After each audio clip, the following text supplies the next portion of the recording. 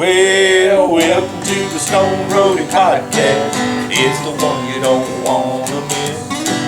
It stars Greg Reed, the Stoned Roadie, and Griff, the rocket scientist. Let's not forget Kathy Godsey and all the old friends come along. Lord Willie talking Skynyrd and leaving you with a song. Podcast 80, action. All righty then, looky here. Welcome again to the 80th edition of the Stoned Roadie Show. And I'm your host, the world's most famous roadie, the Stoned Roadie, Craig Reed, the host of the Stoned Roadie Show, and this is my co-host, the rocket scientist, Griff Martin. And hey, Griff, I heard we got our Saturday night special co-host, Miss Kathy, the lovely Miss Kathy Godsey's going to be returning to us. I saw a Facebook post today, and a couple of people were asking about Kathy Godsey, and I said, hey, she's got an open invitation to come back anytime and do a Saturday night special that she wants. She's been busy here lately doing her teaching and her tutoring and all that, but yeah, I heard her reply that she'd do another Saturday night special, so we haven't scheduled that yet, but yeah, we're looking to another Saturday night special with the lovely Miss Kathy Godsey. And hey, Griff, we finally figured out the YouTube stuff and satisfied YouTube with our tax stuff, and I finally got paid. Our first check went into my bank account. $397 went into the bank account. So we got that going for us. And then we started this post office box here that I started here last week, and because I had Jerry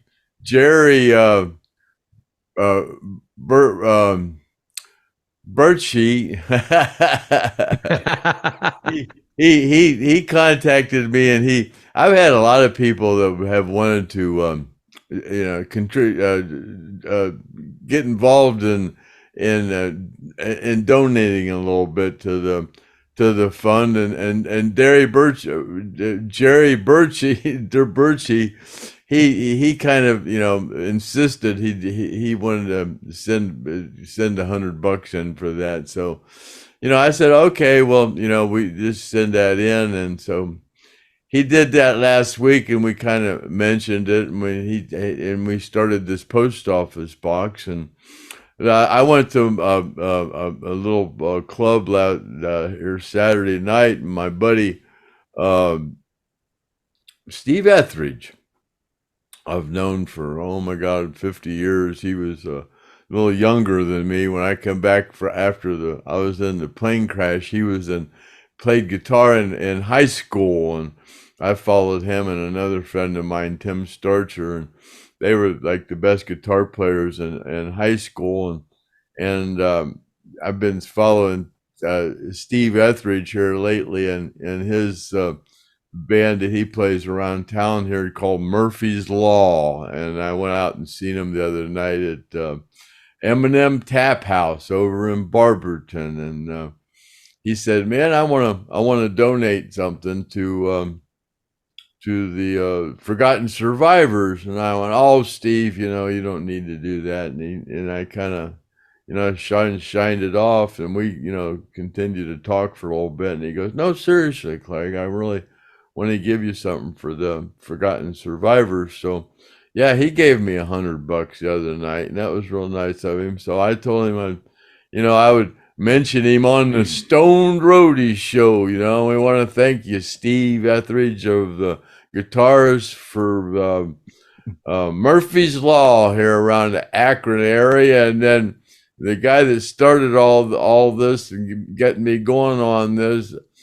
Jerry Birchie, he donated 100. So there's 200. We've got our top donators, our only donators to the Craig Reed P.O. Box 442, Green, Ohio 44232. So with that and the 400 we've got through YouTube, we got $600 there. So we got another $500 we're gonna send out to some one of the 5 recipients. We're gonna start paying to the Forgotten Survivors Fund, and then yeah, we got that thing going on in July 27th, is it, Griff? 29th.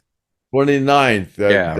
down in Jacksonville, and that's rocking for a reason. Rocking for a reason, and yeah, my son Chad kind of took that over, and we just want to make it clear that all the proceeds for that are also going to go to the forgotten survivors, and there's of course there's some expenses that's got to come out of that, the PA and the lights, and there is some expense to put on a thing like that, and we just want to mention also that there's been some misadvertisement about who might be there. Leslie Hawkins, she's kind of incapacitated right now, from what I understand, and she's not going to be able to make an appearance there.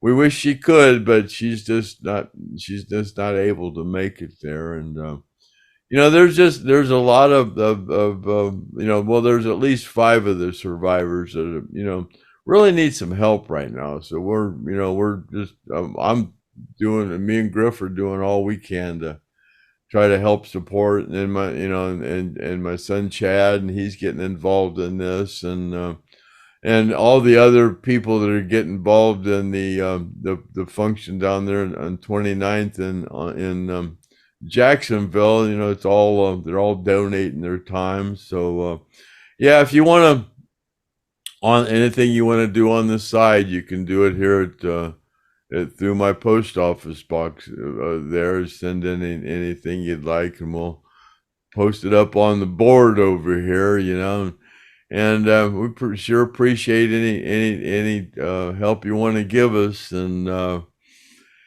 that's about all I got to say this week about what I got going on. I know you went over to Paul Conley's this week, and you got a little on the road with Griff Martin, and Paul's a really big collector. He's one of the largest collectors of Lynyrd Skynyrd memorabilia that there is. I know but I still sell things on eBay, and I've sold quite a few of those skull and crossbones stickers that I had, a whole bunch of those things that were on the airplane, and he's bought quite a few of those, and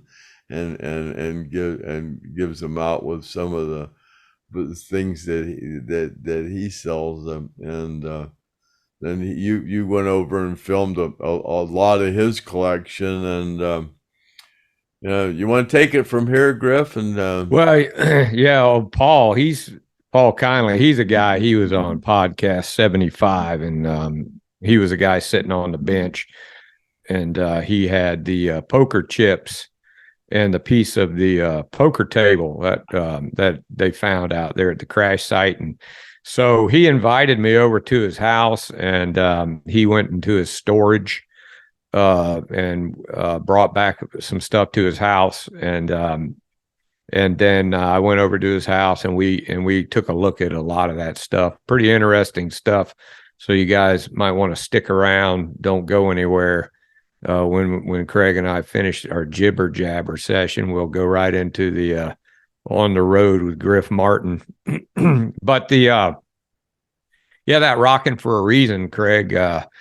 the VIP tickets are $100, and there are going to be some plane crash survivors there. We're looking at getting Mark Frank, Mark Howard, Paul Welch, Dwayne Easley, one of the guys who got the guys off the plane that, once they crashed. And so they're kind of like all going to be meeting there. And of course, Craig will be there. And then there's going to be some people bringing some like exhibit stuff, some stuff to share. So if you got a VIP ticket, you get to meet all those guys and get autographs and things like that. There's going to be some pretty good bands, Slicks and Revolver. Somebody asked, is Zach Lane going to be there? Yes, Zach Lane will be there.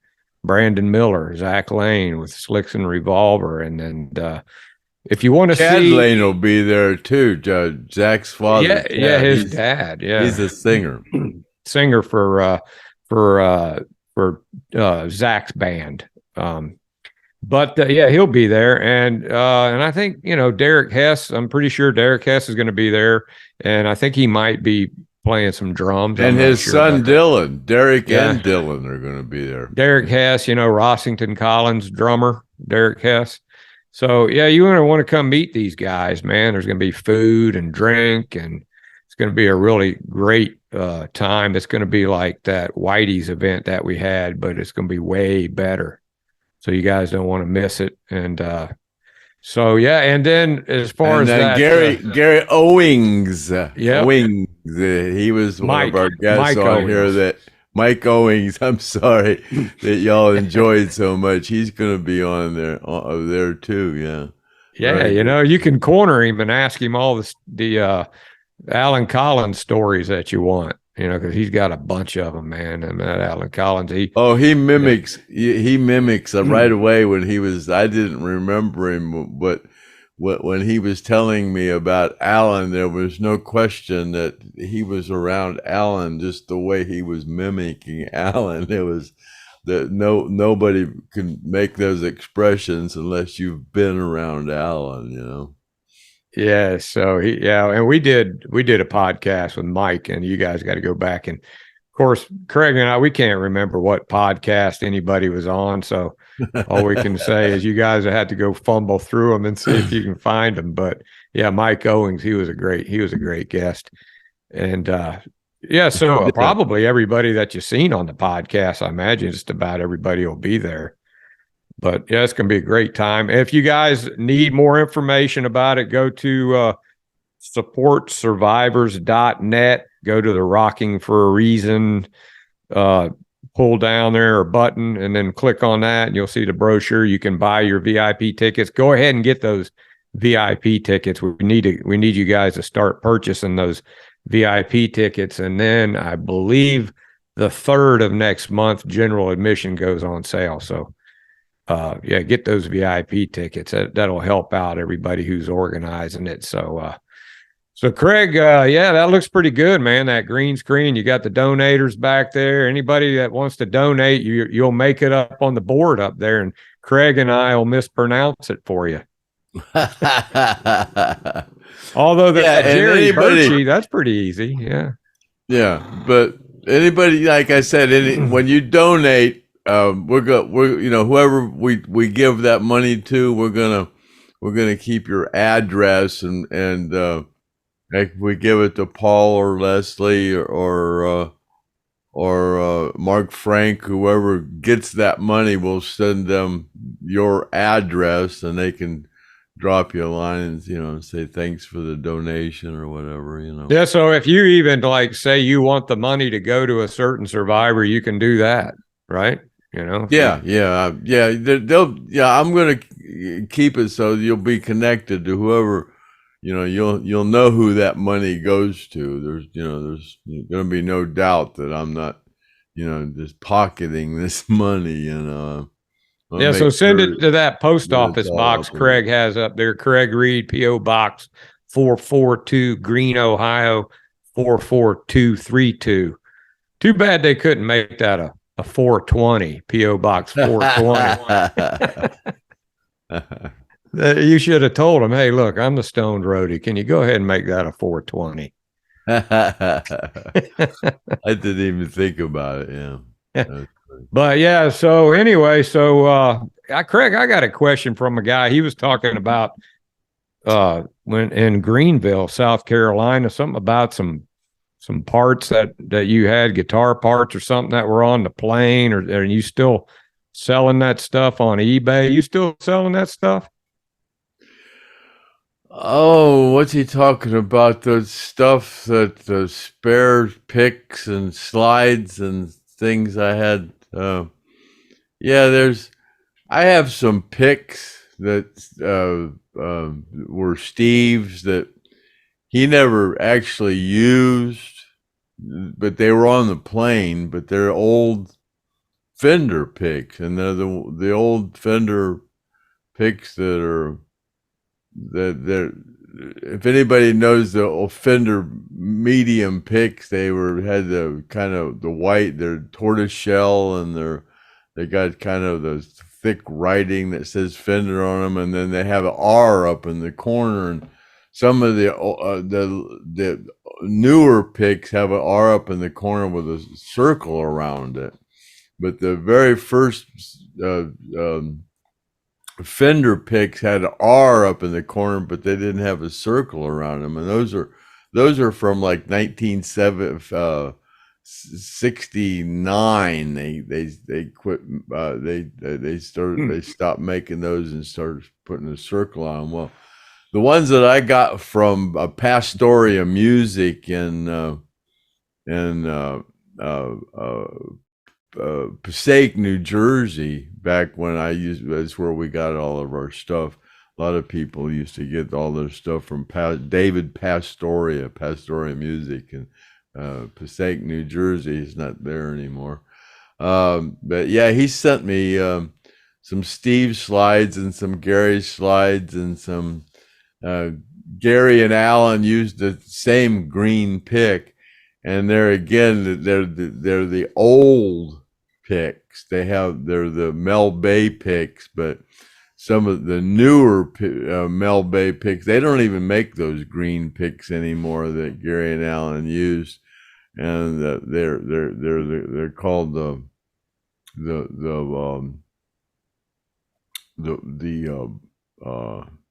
bullet pick. That's what they call them. But they say MB on them, and they quit making those as well. They actually say MB on them, and then the newer ones had just didn't say MB on them. But the ones that I have all say MB on them. They're all the older ones. But Gary and Alan both used those, and then Steve had those tortoiseshell ones, and then Gary had the chlorocidin type bottle slides, and Steve had the open-ended bottle slides. Yeah, but I have all of the above. But like I said, they were picks that Gary and Alan and Steve and slides that they would have used, but they didn't use them. But they were on the plane, so. Yeah, and you still sell those occasionally? Oh yeah, so I didn't, I have them, but well, you just sold a picture of Ronnie with two black eyes, and yeah, right? You got I have big money for that. That's kind of funny. I just sold a picture of. It's kind of weird because I don't know any band alive, dead, alive, whatever, that you can sell a promo picture from a record company, a black and white promo picture of a band unsigned, and get $207 for it. I mean, that's crazy. Just a picture. For just a picture, a promo picture of the Skynyrd band, but what's kind of unique about them, and there's not very many of them, and I'm probably one of the only people that have that photo, it was Ronnie with the sunglasses on, when he got beat up in San Francisco. It's probably that's a kind of a unique story that goes behind, that. And there's not many of that picture left. So kind of and then the guy wanted me to sign it on the back. So I imagine that's why it went for such big money, because I signed it, And you say you remember Ronnie with the black eyes, and then you always wondered why they said, why do they call him a shiner? Yeah, I was in the bunk when that happened. I've talked about this before. When the night that happened, me and Dean, we got tired of that, going to the bar scene with the band, and doing that, hanging out with the band and being cool with the band, So me and Dean were in San Francisco, and we wanted to just go out and be cool by ourselves, So me and Dean went out, juking around San Francisco. We'd kind of spent the whole day together, really. We went down and had lunch down in the restaurant, and that's when Patty Hearst robbed that bank, and me and Dean were down in the restaurant, and the FBI come up to us and was asking us if we seen Patty Hearst or anything, Damn. Yeah, and Dean was teaching me how to eat soup so I could attract rich women, Yeah. Yeah, you have to scoop away. You got to dip away. Yeah. I never forget that. He's teaching me how to eat soup, and the FBI come up, and well, yeah, and that's where Leon. That's the same. The Miyako Hotel. That's where we were. That's where Leon pooped in the guy's shoes. There's another story.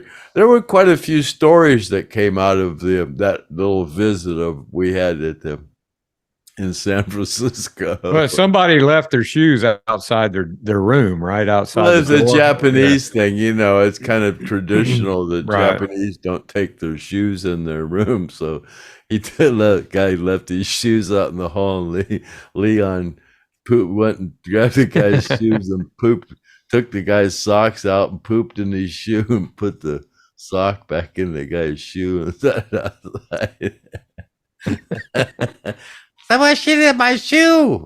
Yeah, it would have been a lot cleaner if he'd have taken them in the room with him, huh? Yeah.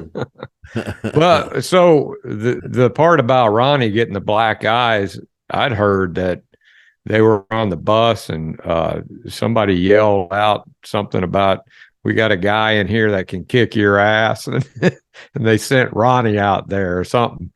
Did anybody ever tell you that what happened? Well, yeah, I heard numerous stories about what happened. Yeah, Ronnie went out there, and he got it. I guess the guy was a Golden Glove champ or something, and he hit Ronnie faster than hit Ronnie. Put lumps on Ronnie's head faster than he could rub them.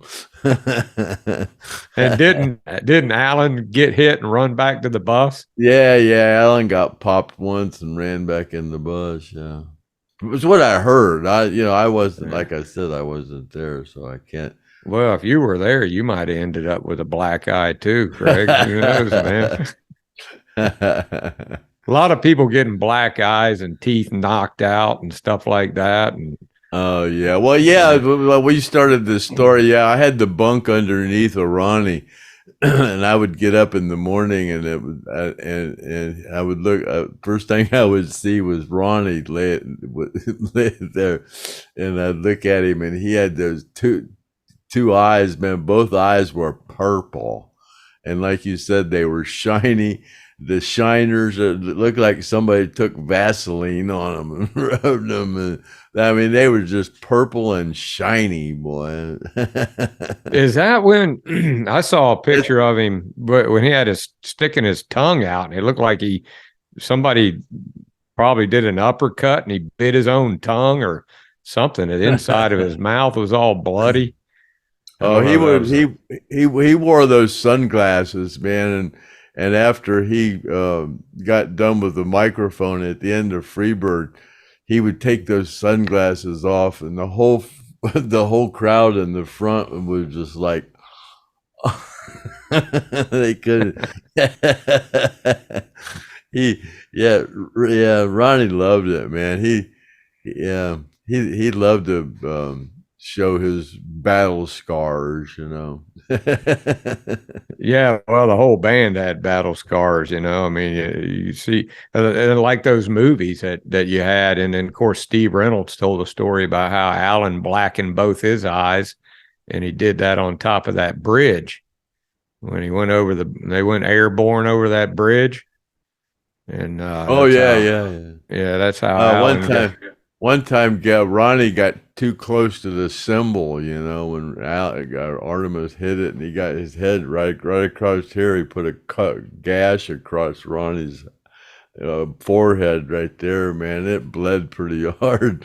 Ronnie just ate that up, boy. He was out there on stage just bleeding like a stuffed pig. Yeah, we were gonna go over some questions and stuff, you know, and but I told Craig, I said, well, you know, the nice part about being a co-host for the Stone Roadie show is I can ask Craig a personal question anytime I want. So I got a good question for you, Craig. What was it like? Like, let's say for the first time you heard that smell. When was the first time you heard that smell? Where were you? What was this? What was the story about that as far as the first time you heard it? That was during the Street Survivor album, you know, and that was such a short period of time. I mean, it might have been just, I don't know, it might have been 6 months, you know. I mean, that seems like a long time, you know, but, you know, that's, I don't really remember them writing that song, you know. I don't really remember the first, you know, it seems like you would remember the first time you would hear Ronnie belled out, "Whiskey bottles, brand new car, oak tree, you're in my way. There's too much coke and too much smoke. Lord, what's going on inside you? Ooh, that smell." You go, wow, you know. You know, where'd you come up with that at, you know? No, so where were you? Prince Charming. You can't speak a word when you're full of lewds, but you'll be all right tomorrow. But tomorrow might not be here for you. Right. You know, where you come up with that? Were you in the studio when you heard that, or where was it the first time? Like I said, that, you know, that's kind of all kind of a blur. You know, there's just some stuff that's kind of, you know, that's you know, that. How about any song? Do you remember any song? I mean, that whole thing. I mean, that's all. You know, when Steve joined the band and all that was happening, it was all happening so fast. You know, it was like, you know, Steve's in the band now. Alan and Steve are now Steve and Ronnie, and it's like, you know, and it's like all these, you know, all these new Steve songs and Ronnie songs, and it's like God, you know. Well, what was it like whenever after Ed left, and how long of a period of time was that went by? That was a long time. My God, that was, you know, there was I can't say a long time because, you know, the whole existence of Lynyrd Skynyrd wasn't even 4 years, you know. So, you know, the time that Ed was gone was what, a year? I don't know. Yeah, so they had to improvise without Ed while they were looking for another guitar player. Were they? Could you hear them like talk about, we need to get another guitar player? Was that kind of like what was on their minds? Not really. No. No. I mean, they were looking for one, but not. You know, they was just kind of. You know, it was kind of like. You know, when we find him, we'll find him, you know. And it was like, that was when Steve came aboard, it was like when they heard him, they went, that's one. Yeah, you know, that's the guy. It was just like, you know, it was you know, I mean, they went through everybody, you know. I mean, everybody they played with, they kind of live auditioned them, and nobody really struck a vein, and my God, within 1 minute, Steve was like, "That's the guy," you know. It wasn't even questionable. Yeah, he was there all along, and they didn't even know it. Oh yeah, yeah. And Cassie kept trying to tell him, "Hey man, you need to listen to my brother," Yeah. and they're like, "Yeah, whatever." Yeah, You know, everybody's got a brother that plays guitar. So you never know. You know, you might want to start listening when people tell you things. But so anything in particular, like any song that you remember that you heard him write, any song that Ronnie wrote that you were around when he was writing it, and you thought that's going to be a song, or what was your... like I said before, the first song I actually heard them write was "I Need You." And that's because I was kind of with Ed, and Ed wrote the music to it and handed it to Ronnie, and then Ronnie kind of wrote it. But so that's the first one that I actually witnessed them writing. But God did, it was like all of them, were just so cool. I remember one time you telling me that you were in your car and you heard the Lynyrd Skynyrd song come on, and you said, it sounded so great, because most of the time when you heard Lynyrd Skynyrd songs, it was live. You never really heard it recorded in a car going down the road. Usually it was, and you said, man, these guys are good. Well, I was in the studio for all the albums and stuff, but a few years ago, you hear songs that you hadn't heard for a long time, and you go, God, yeah, I remember, yeah, that is so good. Yeah, it's such a great band. I mean, like I said, it's just amazing that like I said, there's stuff on eBay. It's unprecedented. The amount of money their stuff sells for is just crazy. It's yeah. And well, you saw. I mean, you painted the Hell House. Hell, you're kind of like becoming a famous artist for painting the Hell House. Oh God! I mean, I can't tell you. Everybody wants that painting because it's a Lynyrd Skynyrd thing, I got Paul actually wants me to paint. You'll see in the On the Road with Griff Martin. Paul offers me something to paint him, to paint a picture of the Hell House for him. So you want to stick around and watch that. But that Hell House period of time, I mean, that's such a great time. Those guys were in there, and you were there, Craig, and that's like one of the reasons why that band was so great. Is because the story of how they came up and practicing in the Hell House, and then the plane crash. I mean, that's why everything's still selling on eBay, because it was a fantastic story, that Lynyrd Skynyrd story. Yeah. So, but anyway, hey, back to that Hell House. A lot of people know this, but a lot of people don't know this. They put up a historical marker down at the Hell House property, and then the guy that bought that property, he ended up dying and of a freak heart attack, and I think that property now is up in the air on what's going to happen to it, and that HOA down there made them remove the sign, I guess, his estate or whatever, so that historical marker has been removed. And I don't know, you can't even get back there anymore to see that, where the Hell House was. There's houses on each side of it, so it's like an empty lot where the Hell House used to be. And you went in there, right, Craig, and saw what it looks like, the neighborhood down there where Hell House used to be a 90-acre farm, and now it's a subdivision. Yeah, I was back there and saw the marker and everything. Yeah. That had to be kind of weird driving through there and thinking back when, you were like, how old were you? 25? And you were and you were, driving down that dirt road with the band Lynyrd Skynyrd, and then 50 years later you go in there and there's all these houses, and you probably didn't even recognize that lot that the Hell House Yeah, stood on. I'd been back in there in boats several times, but I'd been, there's pictures of me and Chad in bad company back there on that dock. But going back in there now, I didn't remember that it was all, that it was all built up now. But And just think, you used to pick mushrooms out there, man, and have mushroom tea, and yeah.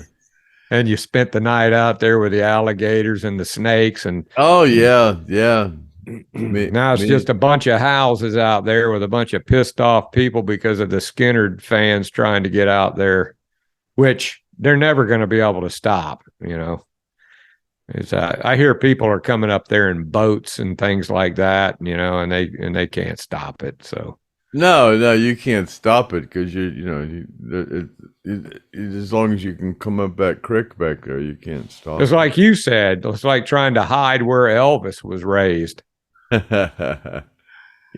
Well, yeah, it's just like, there's going to be people that are looking from that place. Yeah. I mean, you can't. I mean, it's kind of a shame that that's not a historical mark. It should be kept as a historical mark. Yeah, like you just said, it's like trying to hide where Elvis was born. It's kind of sucks. Yeah, I mean, it is what it is, and I mean, hopefully somebody will get that piece of property, and there's a couple people that I know that have their name in the hat for that, and hopefully they end up getting it. And I don't know what they're going to do with it, but if they can just keep the property just vacant, it would be great. If a house gets built on there, that's it. I guess it's done. So, but yeah, so they took that historical marker down, and it's no longer there, and you can't get in there. So, hopefully, you Skynyrd fans got a chance to go see the Hell House property while you could. Gene Odom does a West Side tour, and every now and then, if the gates open, he'll get in there. He'll take somebody in there, so you might be able to get in there with Gene. And they kind of, when Gene's in there, they kind of like they know him, so they sort of let him go in there with people. So, yeah, Gene Odom. Hanging with Gene, doing a West Side tour. That's a pretty cool thing. So if you guys ever get a chance and you want to do that, send me a email off the contact page there on supportsurvivors.net, and I'll get you hooked up with Gene for a West Side tour. I think it's like a couple $100, man, and it's worth every penny. You'd love it. So yeah, send me an email. But with that being said, you got anything else, Craig? No, I think we can mosey on along to your trip down there to see Pat and his mighty fine collection of Lynyrd that's memorabilia. Paul Conley. Paul, I'm sorry. Yeah, a mind is a terrible thing. Well, it depends on how. Dane Blamage. Yeah, Dane Bamage. Dane Blamage. I got Dane Blamage. All right. Well, yeah. So yeah, I with this on the road with Griff Martin, I'm over at Paul Conley's, and we're actually going through a lot of his collectibles, and he's describing how he got them and doing a little show and tell. And so yeah, you guys want to stick around for that. So I'm good, Craig. I don't have anything else. If you don't, I'm good too. All righty. Well, so there we go. And until next time on the Stone Roadie Show, happy trails to you until we meet again. Happy trails to you, and may the good Lord take a liking to you. Until next time, later alligator after wild crocodile. Toodaloo.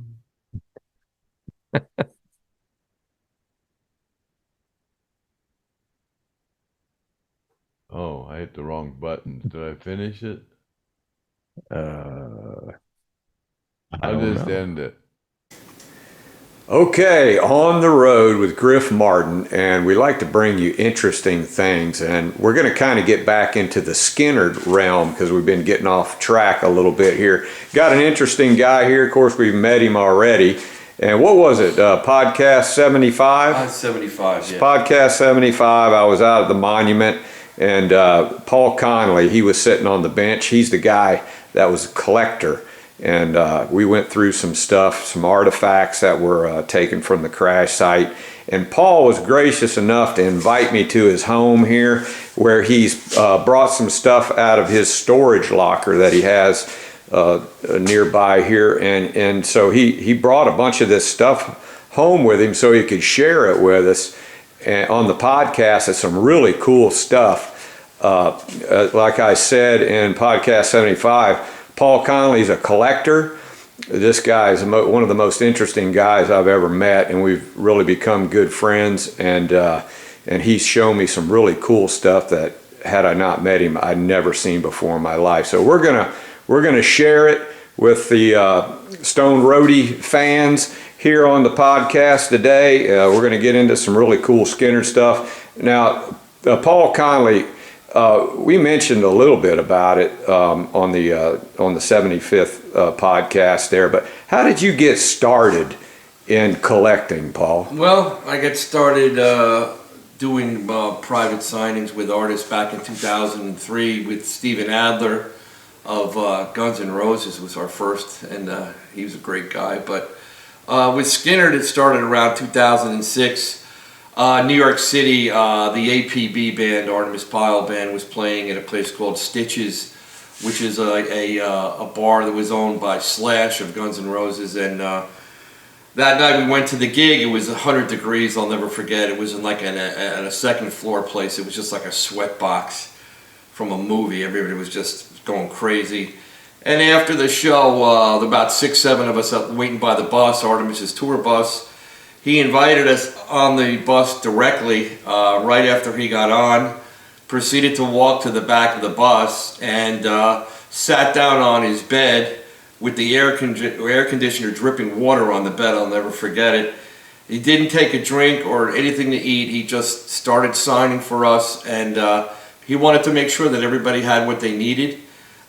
He was gracious, he was humble, and I kind of found it hard to believe that a guy like that, after playing for 2 hours and sweating himself to death, that he would come out and be that gracious and humble to the fans. But that is Artemis Pyle, and that's why everybody loves him. And he's been a friend of mine ever since, a very dear friend. And I was fortunate enough to go on from there to meet Leslie Hawkins and Marsha and Bob Burns and other people, Coach Skinner.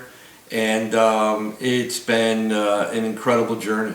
Now, Paul, talking to him, he's got a great reputation with a lot of these guys in the music industry, and he's got their phone numbers, and he can call them up and arrange signings and things. And just mention, we'll get back to Skynyrd here in a minute, but just mention some of the artists that you've had signings with, because I want people to know basically the clout that you have in this collection field that you're in. Clout's more like dumb luck, but one thing we did the Allman Brothers, and I started out with J-Mo, and then to Butch, and then from Butch to Greg, and we did signings with them a few times, which was amazing to meet Greg Allman and the Allman Brothers, and also Les Paul at least 10 or 15 times, Ray Manzarek, Randy Meisner from the Eagles, the Love and Spoonful, the Young Rascals, Roger Daltrey for his charity, Teenage Cancer, and it's just been unbelievable to befriend these types of people and be able to call on them when they come into town, and sometimes just to go to a show and hang out backstage, and sometimes to get a couple of things signed. It's all good, but it's been really a lucky thing for me. Now tell me about the Southern Rock Cruise that you're affiliated with. Rock Legends Cruise. Yeah, that started 10 years ago. Pam Myers got that started with her dad, and every year we go out from Florida for 4 days. It's the best 4 days of your life. And Artimus actually was on the first 8 cruises. We bought Bob Burns on stage on the third in 2013, and they played "Gimme 3 Steps" together on stage. It was a very emotional moment. And you know, the Skynyrd affiliation with that cruise has become very strong. Marshall Tucker's been on the cruise, the Outlaws, and but always the favorite is the Artimus Pyle Band, because Artimus loves his fans, and he's the only guy that gets off stage and stands there and signs until everybody leaves. He just loves his fans. He lives to connect the music of Ronnie Van Zant with his fans. That's what he lives for. It's not about money or anything else. That's his passion, and we are part of his army. You know, we follow him around, and we love all the members of the band. The guys from Asheville, North Carolina, they're all fabulous people. So it's just a lot of fun, and it never ends, you know. And you know, with Paul, you know, he's a really humble guy. He gives a lot of stuff to charity and things. So it's not just all about collecting for him. He likes to give back, and I've personally witnessed that myself. He's done a lot of things for me, even, you know. Silent auction coming up for everybody. July 29th in Jacksonville. I'll be donating the silent auction for the survivors, and hopefully we can generate some good money for some people that desperately need it. And I know that I thank Ed, Griff, and Craig, and everyone that's been working on this tirelessly, and Chad Reed for trying to get this thing going. And please buy tickets, because the ticket sales are slow right now, and we'd like to get a full house there to represent the you know, the Skynyrd spirit. It's going to be a great day. That's July 29th. So anyway, that'll be happening as well. Yeah, that's Rockin' for a Reason. And on the podcast, if you guys just go to supportsurvivors.net to the Rockin' for a Reason tab and pull the brochure up, and you guys can get information on that, and you can click on the button and buy yourself a VIP ticket, which I think is going to be a pretty awesome thing, because aren't you going to bring some stuff there, like an exhibit type stuff? Well, actually, we're going to put out some stuff from Hell House, some wood from Hell House, and some stuff from Greenville, South Carolina, which was the 19th was the last gig, and a lot of signed pictures, group shots, albums, and things with different members of the band. Some interesting stuff that I think people will really like. Yeah, so these are the people that have the VIP tickets that get to see this kind of stuff, and you also get to meet a lot of the plane crash survivors and people that are of interest with Lynyrd Skynyrd that are going to be there. Yeah, you got an interesting story about ARTIMUS as far as that Greenville that you told me yesterday that I didn't know about. Oh yeah, so anyway, Artimus Pyle's first gig with Lynyrd Skynyrd with Ronnie Van Zant was at the Greenville Memorial Auditorium in South Carolina. And ironically, it also turned out to be the last gig that he ever played with Ronnie Van Zant and the band on the 19th, the day before the plane crash. And this is a brick. Right, well, that hat right there. What's the story on that? This hat was a vendor's hat that I ended up buying from a fan who had collected this, because the actual Greenville Memorial Auditorium had been torn down. It was demoed. In fact, it's on YouTube in 1997. So the building is no more, but it'll always go down as the last gig for Lynyrd Skynyrd before the plane crash. Well, you know, we're going to start looking at some of this stuff. But one thing I want you guys to know: Paul hasn't even touched the surface on the amount of people that he's met and had affiliation with collecting stuff.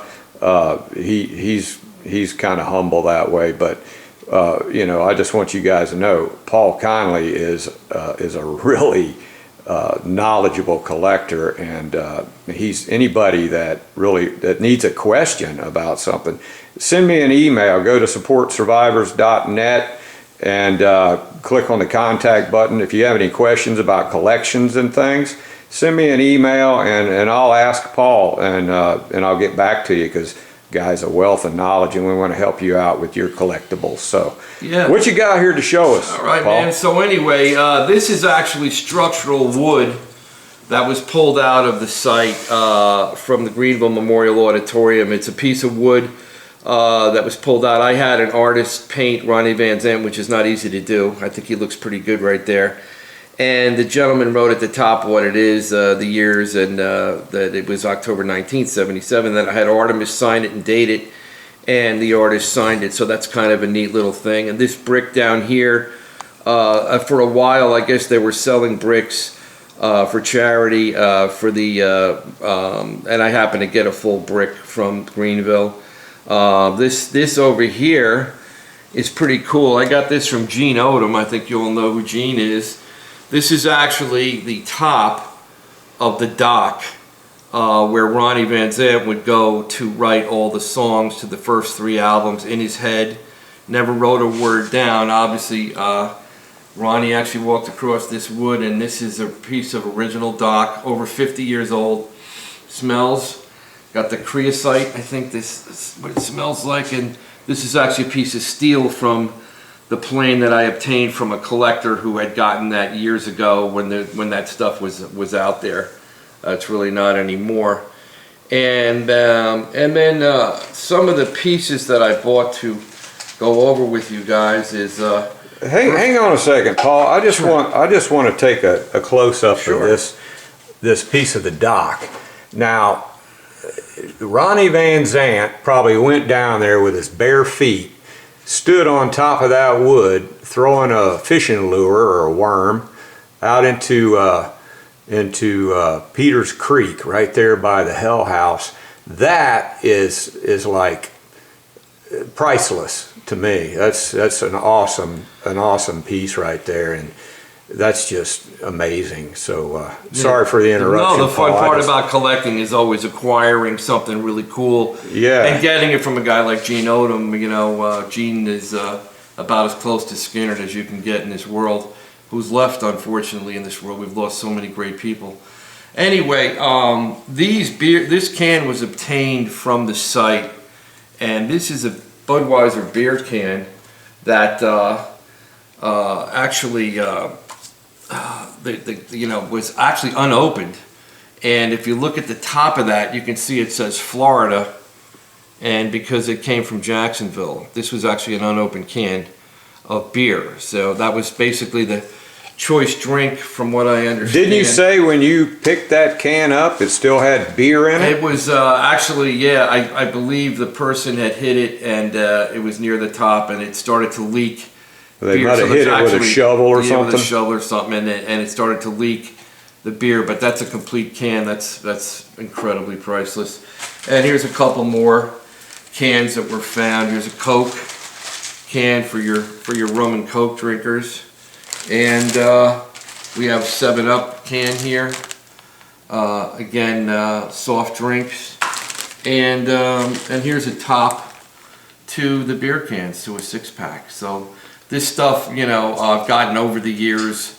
One good thing about being an autograph guy is that people want your stuff, and I've always been able to trade things for autograph stuff that I've gotten through all the private signings that I've done. And you got pictures of the guys holding those beer cans, right? Oh yeah, here it is right here. Yeah, let's take a look at those. There you see. I'm sure you guys have seen these before on the internet, but you know, just gives you an example of how cool it is that I mean, these guys, you know, love their beer, and there's Ronnie right there with a Budweiser, and who knows, you know, these cans right here. I mean, you know, these guys had them on the plane, and they drank out of them. So, you know, it's amazing artifacts that we have here. Anyway, this is a rare Schlitz can that was obtained about 3 years ago, and here is a picture of the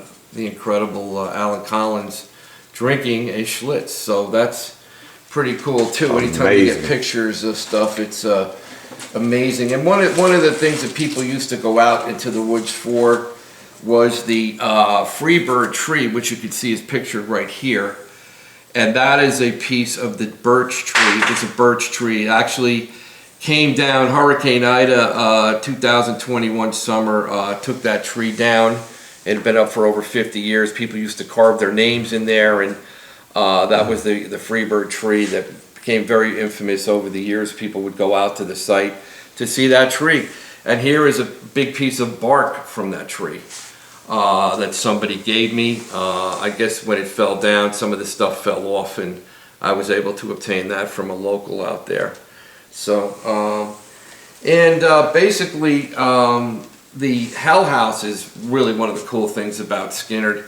And this is a photo of Hell House where ARTIMUS has written, 1970, 75, first 3 albums written in this tiny wood shack in the burning heat. I mean, it's incredible when you think about that there was no air conditioning there, and it was 100 degrees, and these guys used to go out there for 8 to 10 hours a day and knock out the riffs, and Ronnie would come up with the lyrics, and there you go with the first 3 albums. Here is the same photo, but also signed by Bob Burns of Hell House.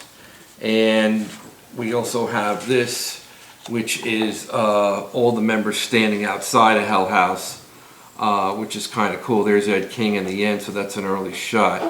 Hell House, along with everything else that Skynyrd did, just another amazing facet of the history of this band. Some other photos that I've been able to obtain over the years, and this is pretty cool. It's very, very tough to get. This is Alan Collins, autographed from 1976, I believe. There was a set of photos that were put out, and I was able to obtain that. It was not cheap, I can tell you that. And here is the from the same set, the Leon Wilkinson and the Gary Rosington, also signed circa 1976. So those were originally signed back in the day, and it's very difficult to obtain things like that, but eventually, things do show up once in a while. You just got to be ready and have the money. But plus, you invest a lot of time, and you've been doing this for how many years, Paul? Oh, 20, 25. 20 yeah, 25 so years, Paul's a veteran at it. So here's some pictures I just want to show you guys. This is a shot of the boys imbibing a little bit. I know that ARTIMUS has told me him and Steve were great friends. Here's a picture. This is actually a Craig Reed photograph, and it's signed by Bob Burns and ARTIMUS and Leslie and Greg T. Walker.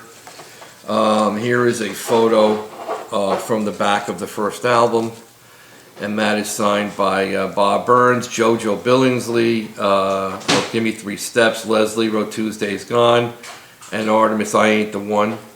So what's kind of cool about being an autograph guy is you can take a piece and you can kind of make it into what you want. This is the famous picture in front of the store, and signed by the same people, Bob and Leslie and ARTIMUS and JoJo and Greg T.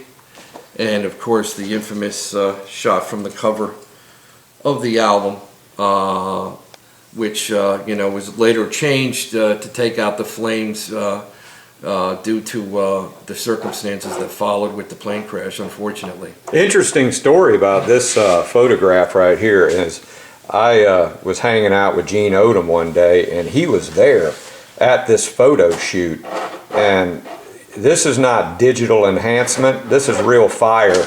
And Gene's got a great story about this. I think I'm going to save it. One day we'll get Gene on and talk about that story. So that's a really cool one there, Paul. Okay, and we also have this photo here, which is, I really love this photo. This photo is of the band, I think 3 or 4 days before the plane crash. And you can see everybody in front of the plane. That's the Convair 240 jet that unfortunately, circumstances unfolded the way they did. Anyway, that's that photo. That was right before the plane crash. And it seemed like I saw that baggage tag on one of these, on an expanded view of this, that Latrell Metter had, right. Which was really cool. Correct. Here's another photo that I really love. The boys having a little bit of weed, a little bit of beer, having a good time backstage. I love that photo. Another one ARTIMUS signed. Yep, another one. Good old Artie. I bought this. This is kind of a cool piece. This is a gauge from the plane. It's about 4 inches in diameter. I received that in a trade from somebody about 4 or 5 years ago, which is kind of cool. I mean, I respect this stuff, and you know, to me, it's artifact history and celebration of the greatest band that ever lived. Yeah, no different than anything that you would see like from the Titanic or Civil War relics and things like that. We have to look at it like that. We can't look at it like it's a bad thing, and even though we did lose lives, and we don't like that. No. This happens to be Artemis Pyle's award for, I think, was it 3 million copies of One More from the Road. I was able to purchase this from a gentleman who uncovered a bunch of these awards, and Artemis being a very dear friend to me and my family, it's an honor for me to own something like this. So, you know, very nice. It makes my wife crazy, of course. You know, but I am still married by the grace of God. We don't know how that's working, but it's still working. Anyway, I'm going to just go through some albums real quick of covers that are signed. And that one's got Gary and Billy. Greg T. Leslie wrote What's Your Name? Bob Burns, Artie Medlock. And that's one. Here's another one. Again, I had Artemis write the lyrics to Sweet Home Alabama with the Neil Young verse on that. And that's got the coach on it too, and Bob, and pretty much the same signatures, but they're nice when they're dressed up like this. These albums took me like 13, 15 Let me ask you something real quick about Artemis now. Yeah. Now he writes like lengthy stuff for you on this, and yeah, it's very rare that you find people that are willing to write lyrics and draw and do it. It's tedious and it's a pain in the ass. And thank you, Artemis, for always putting up. And he's got such great penmanship, you know, and the guy's like an artist. He's an artist in more than one ways, man. He's an artist with the sticks and everything else that he does, as far as I'm concerned. Here's another one. This is Artemis's marquee song, Saturday Night Special. There's a little story behind that. The night that he had to put the track to that song, his dad had passed away in a plane crash. And the beginning of that song is, you know, there's a ferocious rumble to it. And that's Artemis's tribute to his dad, who passed away that night. He just came out of him, and every time I hear that song, I think about that. And this is a nice piece of history to go along with Artemis. This is the baseball. I love this cover. Best of the Rest, and again, it's signed by the same people. And this one, again, another great album. Give Me Back My Bullets. Every Mother's Son, Leslie wrote on there for me. Love that song. I mean, greatest writer in the history of the world, Ronnie Van Zant. This is cool because this is old. And this is signed by, on the inside, Alan Collins and Barry Harwood and Leon, Billy, Dale Krantz, Gary. And that's cool, but you don't normally find something like that because, you know, Alan passed in, I think, 1991, so this is 30 plus years old. And these just some more covers, basically, with the same signatures on it. But I've been doing this for such a long time, and it's been a lot of fun. And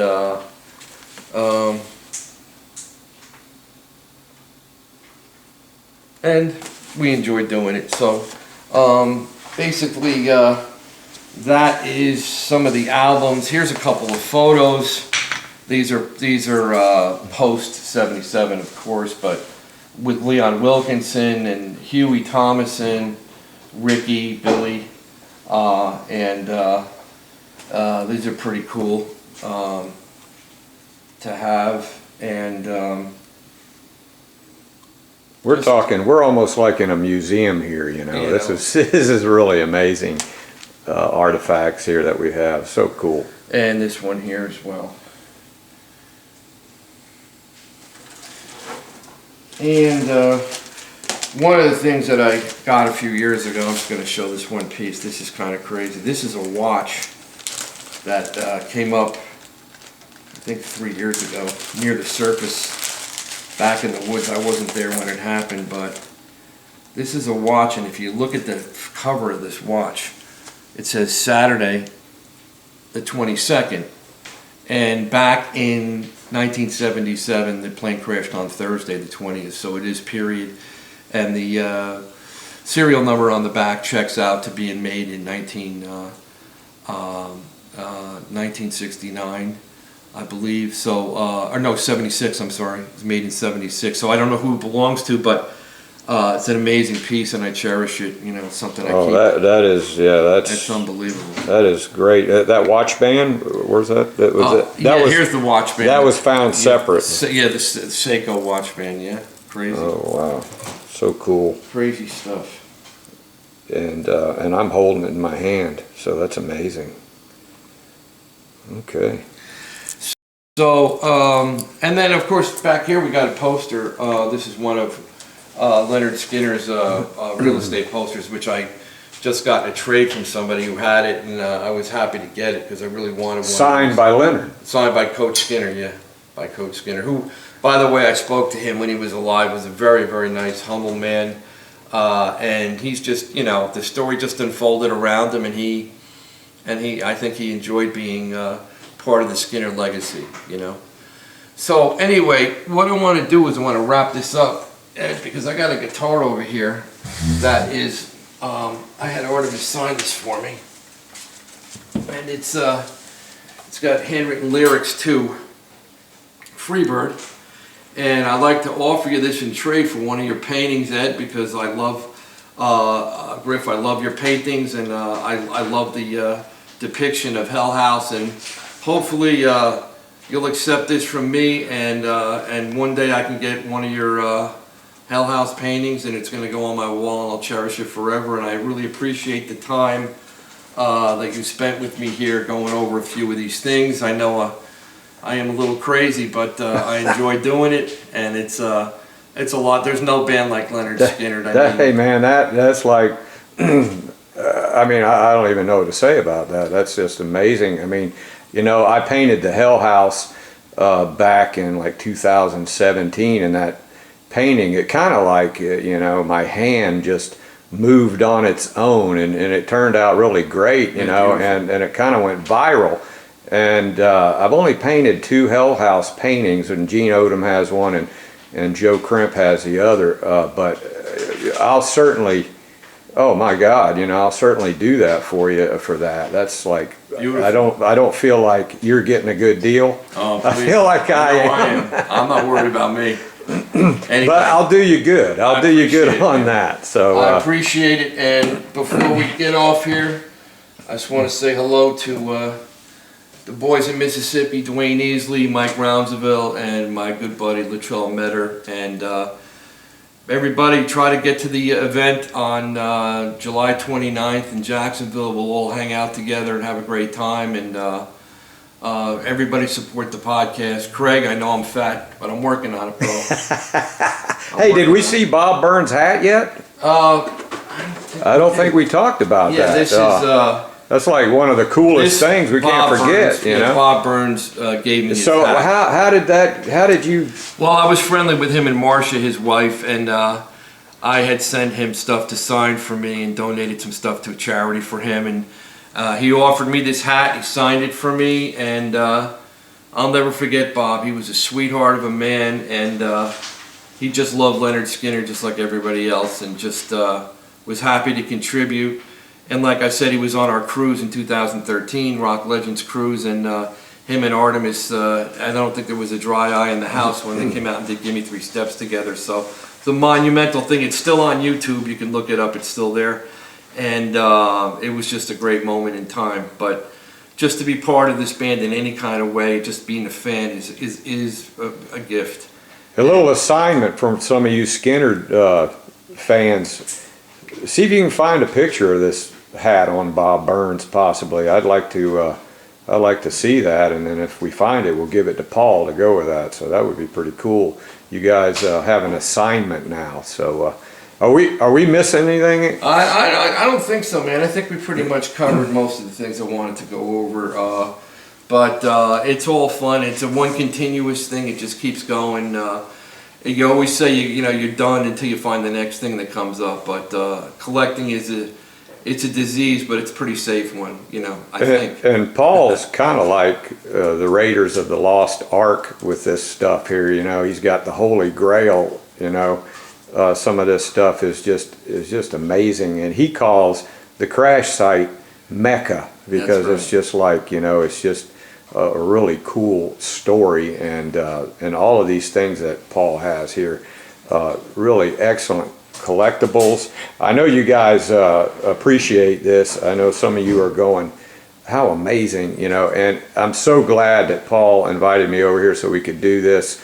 It's not very often that we get to see this kind of stuff. Appreciate you coming. And hey, man, I don't know what to say about this thing right here. Oh, you guys don't hate me now because I'm gonna have this, and I mean, I would turn it down, but I don't think I can. That's a keeper. I'm gonna have to sober up before I paint that hell house for you there, Paul. That's okay, man.